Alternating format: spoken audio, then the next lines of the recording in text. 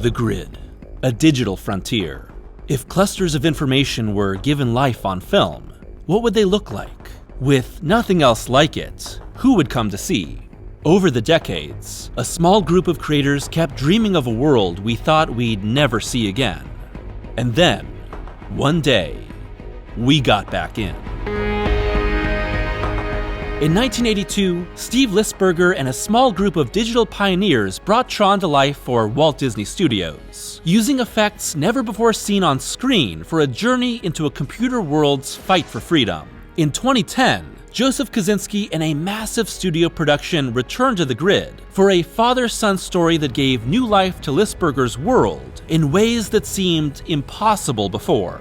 In both cases, technological brilliance created devoted cult followings, while tepid box offices kept the studio from expanding a beloved world. But what did it take to bring these visions of Tron to life? And why have they never left the imaginations of fans? This is the legacy of Tron, Disney's most groundbreaking black sheep.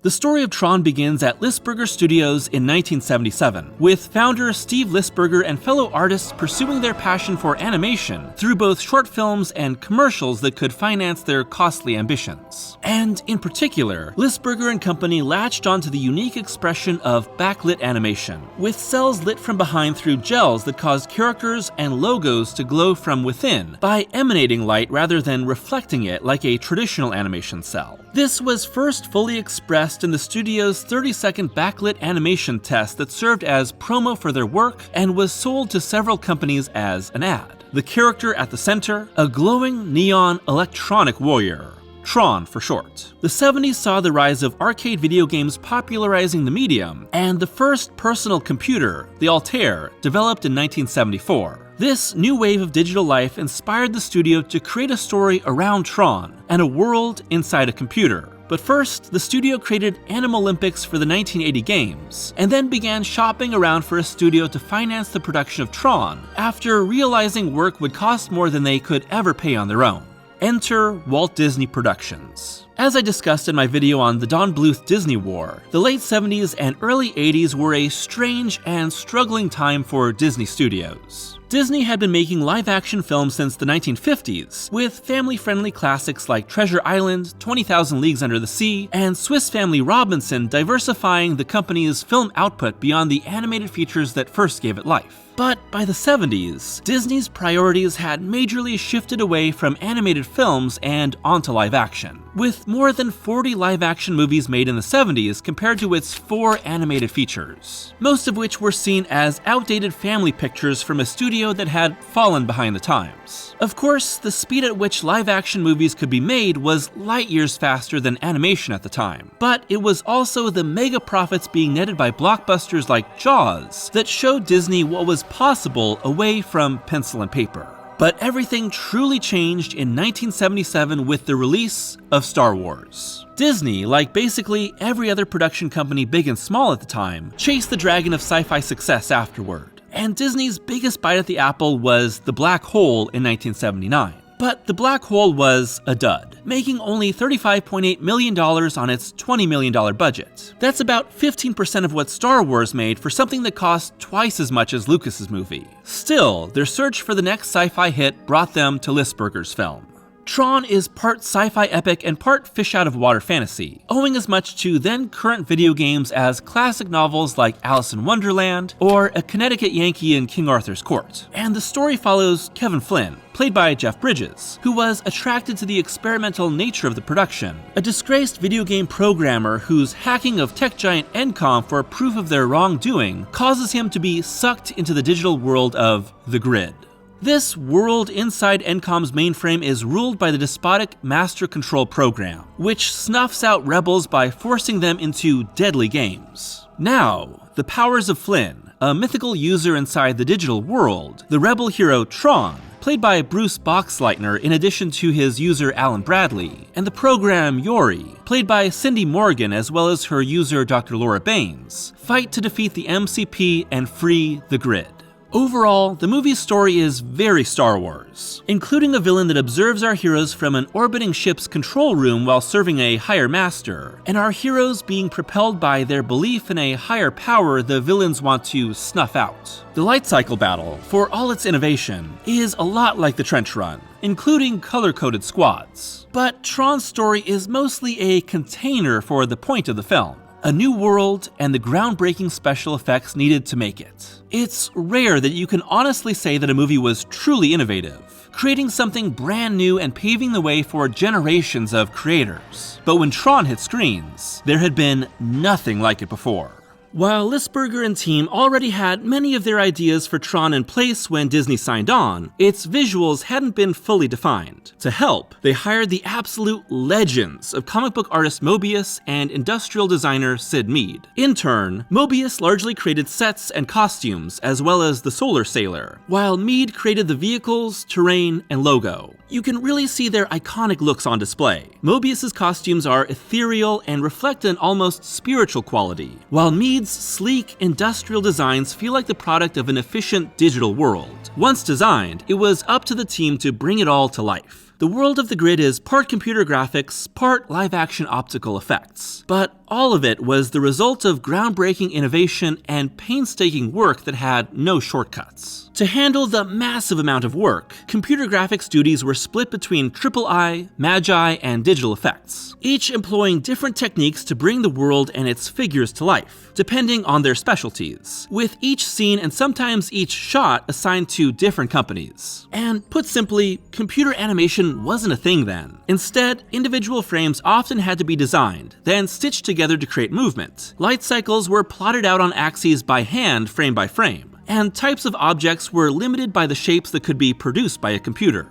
As for the human actors, they wore skin-tight bodysuits marked up for special effects, and were filmed in an all-black set, originally meant to be all-white like THX 1138, but decided against due to the immense amount of light that would be needed, on black and white film, which was then transferred to large-format Kodalith film. From there, images were reversed, cells were used to black out portions of the image, and then the sheets were laid over a light box for the backlit animation the studio had come to love. The result was that actors glowed like machinery and were composited together with the glowing, sometimes practical, sometimes CGI, world around them. The process was arduous, needing to be done by hand for every frame, and requiring at least 12 passes, and sometimes up to 50, to get every detail illuminated and every facial expression captured. For a movie about the unlimited possibility of computers, human hands were on every inch of Tron to bring it to life. Given the massive amount of work needed and the fact that Tron's team was literally learning on the job, it's not surprising that both the live-action and CGI elements of Tron vary in quality. The practical sets are really cool, like the inside of Clue's tank, and some full CGI set pieces, like the light cycle battle, still excite. But the difficulty in making Tron's signature look come to life is very obvious in certain shots. There's a lot of negative space using pure black background here, and while that can create really striking compositions in film, here it reads as the creative team not having the ability to actually fill up their world due to time, budget, and technology constraints. At times, the editing is choppy, showing the priority in making each shot come to life, and not in making these scenes really flow.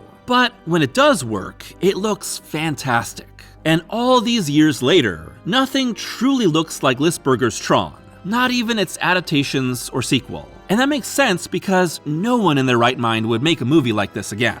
Alongside the digital revolution brought to the screen, Tron was scored by Wendy Carlos, a pioneer in digital music who helped develop the Moog synthesizer, and who came to prominence with her album Switched on Bach. Like her previous film scores, Carlos's Tron score is moody, filled with bright moments, and is much more low-key than you might expect, with Carlos using an analog Moog and the Krumar GDS digital synthesizer alongside the London Philharmonic Orchestra. There's also some kinda nondescript Journey songs in there too. Combined with Tron's futuristic but abstract images, Carlos's score helps the grid feel simultaneously like sci-fi and fantasy. Today, I find Tron to be fascinating but not a great movie. The pacing is poor, the acting outside of bridges is stiff, and the story never really gets to the heights of sci-fi adventure that it aspires to in a similar vein to Star Wars. But I think the world it creates and the visuals it pioneers are still really interesting to take in. The grid is a literalization and personification of the burgeoning technology of the time. Instead of fearing the possibility of AI becoming sentient, it's an idea that Tron embraces to make heroes of the common worker. Those early moments in NCOM, filled with cubicles as far as the eye can see and running on common workers, aren't exciting or really all that interesting. But they illustrate that the totalitarian grip of the grid is a commentary on the modern-day office worker living out a soul-crushing career. By personifying a computer hack and making it into a romantic anti-fascist adventure, well, as romantic as Lisberger's stiff direction can be, Tron becomes a story about the little people winning back their lives and passions, ending with Flynn as a messiah on the grid and an enlightened CEO in the real world. Greetings, program!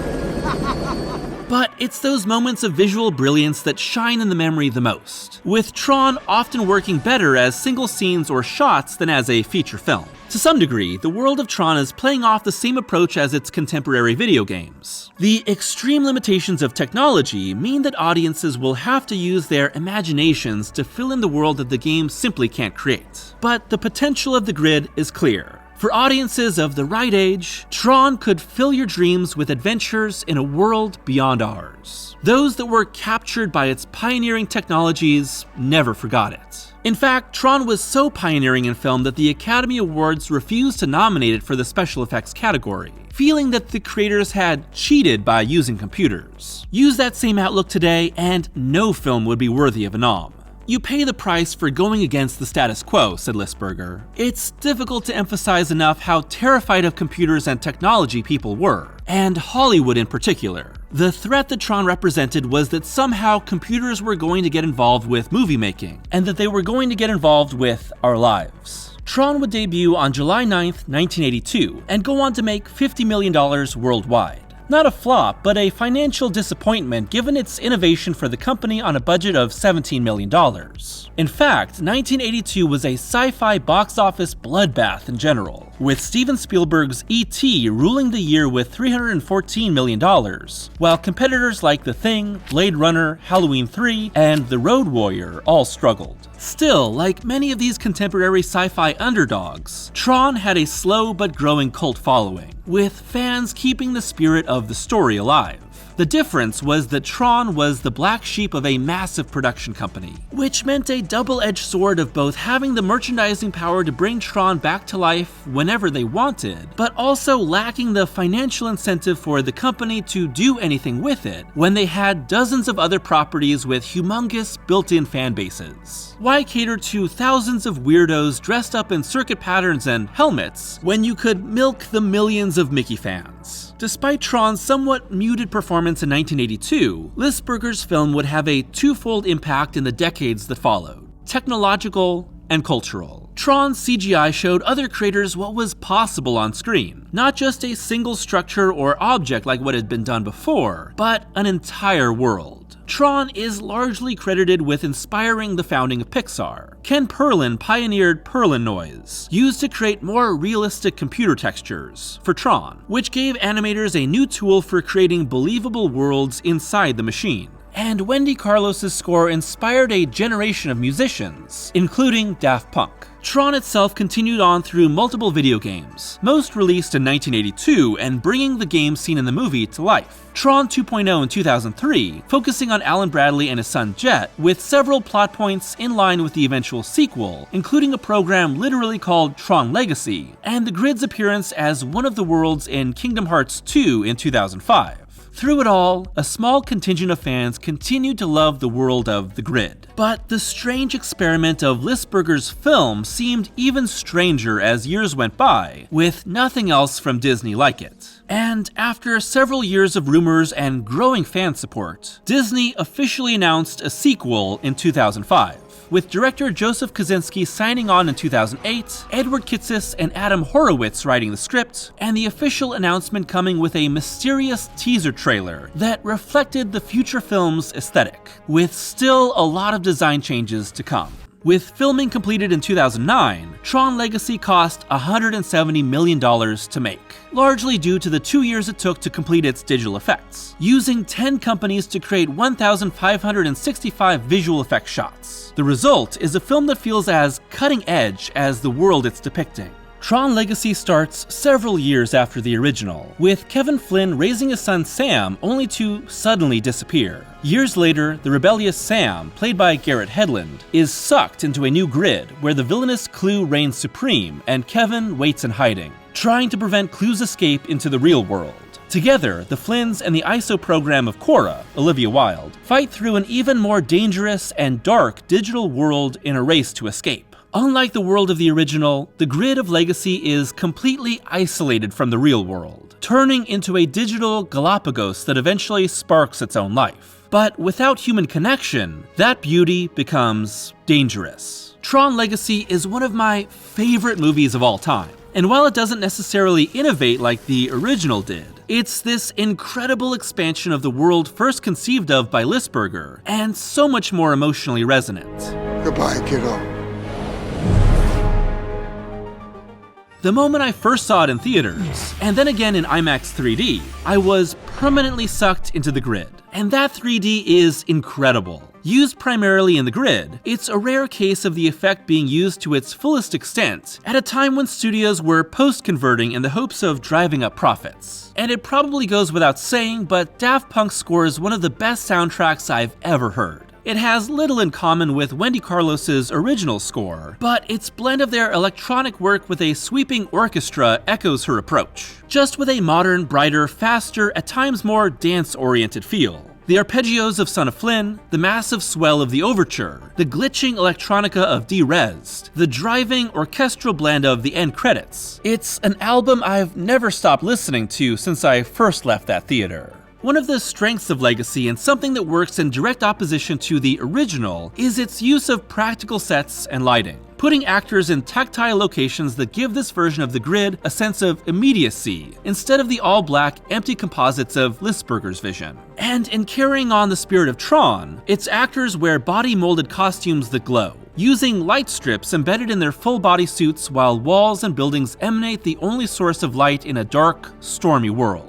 It's a fantastic balance between beautiful design and oppressive darkness. The Frisbee identity discs of the original are now a deadly circle, glowing and slicing. And while the light cycle races and disc wars of the original return, everything feels more real, faster, deadlier. It's partly due to the modern pacing and tone of Legacy, but it's also because of the tactile nature of the film. Kosinski, who graduated from Columbia University's architecture school, said, "I wanted to build as much as possible. It was important to me that this world feel real. And anytime I could build something, I did. So I hired guys that I went to architecture school with to work on the sets for this film. And hopefully people who watch the film feel like there's a certain physicality to this world that hopefully they appreciate. Knowing that real architects actually put this whole thing together. I wanted the materials to be real materials. Glass, concrete, steel. So it had this kind of visceral quality. More than a decade later, and Tron Legacy still looks incredible. The world feels believable. The effects, which skirt the line between the hyper-clean digital and smoothly tactile, haven't aged beyond Clue. A digital de-aging of Jeff Bridges that captured his expressions and then placed them on a stand-in actor. The de-aging is rough, but movies are still falling into the uncanny valley while using it today. Generally, I think it's excusable because it's almost entirely used for a computer program that has imperfectly copied Flynn. But even then, its use for young, real Flynn is interesting but flawed. Overall, the tone of Legacy is perfect. Serious, but fun, with enough emotional heft in the father-son relationship that is never undercut because Kosinski and company really do believe in this world, letting actors like Michael Sheen buoy it up without breaking immersion. If there's a shortcoming, it's that the larger ideas hinted at, like what would happen if the programs escaped into the world, and the ultimate fate of Tron himself, who's barely in the movie as the anonymous mind-controlled Rinsler, are barely scratched. Of course, it seems like these would have been addressed in Tron 3, and after Legacy made $400 million after its release in 2010, not incredible but solid, Disney moved forward with another movie, bringing back Kosinski and crew for a start date of October 2015, only to scrap Part 3 in May 2015, after the major failure of another live-action sci-fi movie,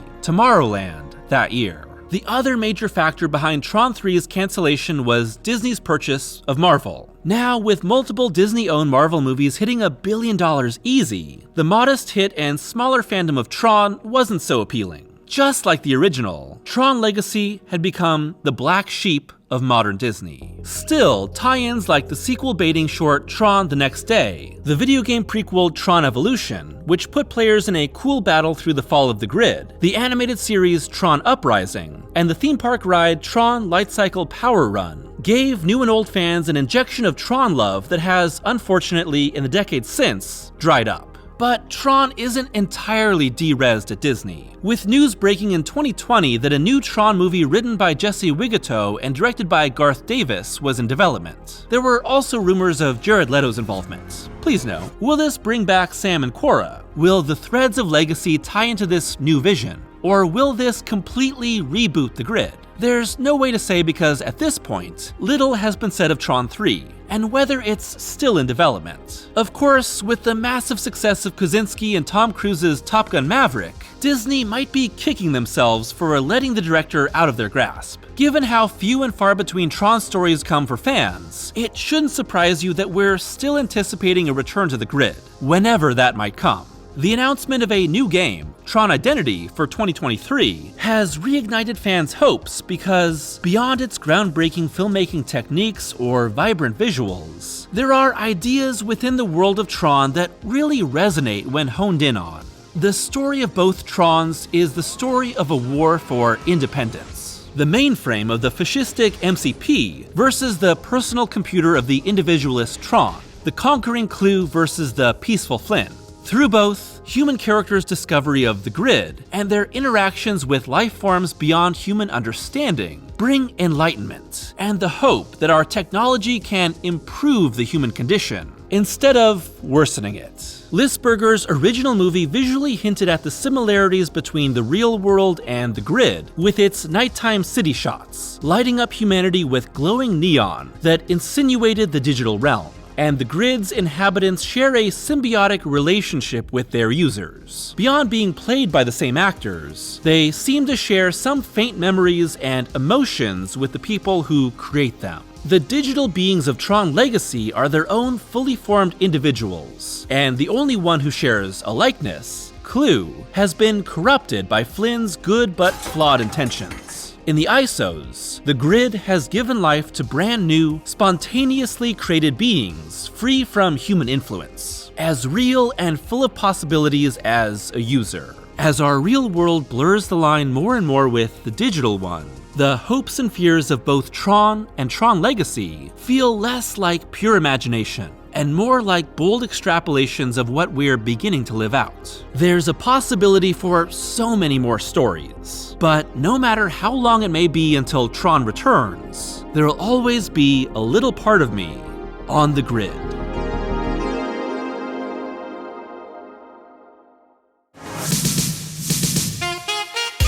Thanks for watching today's video, and my first video of 2023. If you've been following the channel for long enough, you'll know that I did a video on Tron Legacy many years ago. But after all this time, I really wanted to revisit the world of Tron in both films. And I think this gave me a chance to bring a new perspective to both movies. And I also think I've grown a lot in my skills since making that first video. It's still up on the channel if you really want to see it. And it gives a bit of a different perspective on Tron Legacy in particular. And like I said in the video, Tron Legacy is one of my favorite movies of all time. Watching it in theaters in 2010 really made a huge impact on me. And while I'm not as big of a fan of the original Tron, I'm kind of a fiend for anything Tron ever since I saw Legacy. And let me tell you, it's been a real roller coaster of wanting more Tron in the years since. I was obviously very disappointed to hear that Tron 3 was cancelled at the time. And while I'm still holding out hope for another Tron, I won't lie, I'm disappointed that Kosinski probably won't be involved at all with whatever Tron 3 becomes. Obviously, Top Gun Maverick showed that there's a lot of potential in Kosinski, and now he's made one of the highest grossing movies of all time. So I really do think that Disney is kicking themselves for letting him go. I enjoyed Kosinski's other movie with Cruise, Oblivion, but it's not as good as Legacy, and not as good as Maverick either. It has great visuals and a great score by M83, but the story just doesn't work as well as Legacy. I had a lot of fun revisiting both Trons, and tracking their influence over the years. And honestly, I think the production behind the original is just madness. The amount of work that went into making the visuals of the original Tron is just insane. So that alone makes it a worthwhile movie. And as far as Legacy goes, I think that it looks even better today, especially when compared to a lot of the blockbusters that have come out in recent years, that really show the time crunch and shortcomings that have happened to CGI. You can really feel the passion in every shot in Legacy. It really looks amazing today, and I am just dying to see it on the big screen again. I'd love to hear your thoughts on both Trons and the other stories in this universe. Which do you prefer, why do you like them so much, and what you think are the flaws of both movies, as well as what your hopes would be for a Tron 3. If you're interested in more Tron, I'd love to do a video on Uprising, and maybe the new video game if it's worthwhile, or maybe all the Tron video games at some point. As always, I'd love to give a huge thanks to my patrons for their continued support. It's only $1 a month for early access to every video, as well as exclusive Patreon-only reviews. And at the time of this recording, I have officially hit my next Patreon goal, which means that a video on all of Grant Morrison's Doom Patrol comic is coming very soon. Happy New Year, and smell you later.